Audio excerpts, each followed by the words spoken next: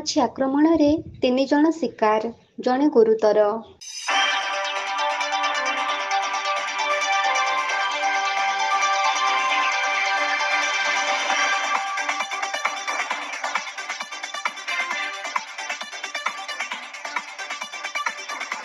କଳାହାଣ୍ଡି ଜିଲ୍ଲା ନର୍ଲା ବ୍ଲକର ରେଖପୁର ଗ୍ରାମରେ ଘଟିଯାଇଛି ଏକ ଅଭାବନୀୟ ଘଟଣା। 3 ଜଣ ବ୍ୟକ୍ତି ମହୁମାଛି ଆକ୍ରମଣର ଶିକାର ହୋଇଥିବା ବେଳେ ଜଣେ ଗୁରୁତର ହୋଇଥିବା ସୂଚନା ମିଳିଛି।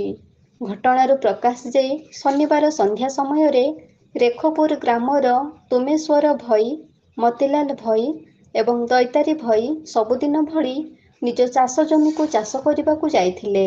ନିଜ ଜମିରେ ଚାଷ କରୁଥିବା ବେଳେ ହଠାତ୍ ଅଚାନକ ଭାବରେ ମହୁମାଛି ଆସି 3 ଜଣଙ୍କୁ ଆକ୍ରମଣ କରିଥିଲେ। ମହୁମାଛି ଆକ୍ରମଣରେ ଛଟପଟ ହେଉଥିବା ବେଳେ ସ୍ଥାନୀୟ ଲୋକଙ୍କ ସହାୟତାରେ 3 ଜଣଙ୍କୁ ନର୍ଲା ଗୋଷ୍ଠୀ ସ୍ୱାସ୍ଥ୍ୟ କେନ୍ଦ୍ରକୁ ନିଆଯାଇଥିଲା। 3 ଜଣଙ୍କ ମଧ୍ୟରୁ 2 ଜଣଙ୍କ ଅବସ୍ଥାର ସୁଧାର ଆସିଥିବା ବେଳେ ତୁମେଶ୍ୱର ଭଇଙ୍କ ଅବସ୍ଥା ଗୁରୁତର ରହିଥିବା ଜଣାପଡ଼ିଛି। ଏଭଳି ଅଭାବନୀୟ ଘଟଣାରେ ସ୍ଥାନୀୟ ଅଞ୍ଚଳରେ କୋକୁଆ ଭୟ ସୃଷ୍ଟି ହୋଇଯାଇଥିବା ବେଳେ ସେହି ଚାଷ ଜମି ଉପରେ କେମିତି ଚାଷ କାର୍ଯ୍ୟ କରିବେ ତାହା ଏବେ ଚାଷୀଙ୍କ ମୁଣ୍ଡରେ ଚଡ଼କ ପଡ଼ିଯାଇଛି।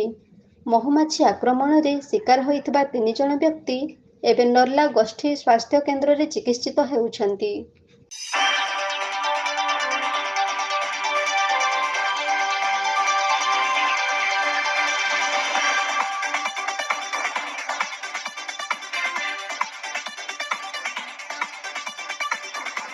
କଳାହାଣ୍ଡି ନର୍ଲାରୁ ବିମ୍ବାଧର ବୁଦ୍ଧିଆଙ୍କ ରିପୋର୍ଟ, এবি ନ୍ୟୁଜ୍।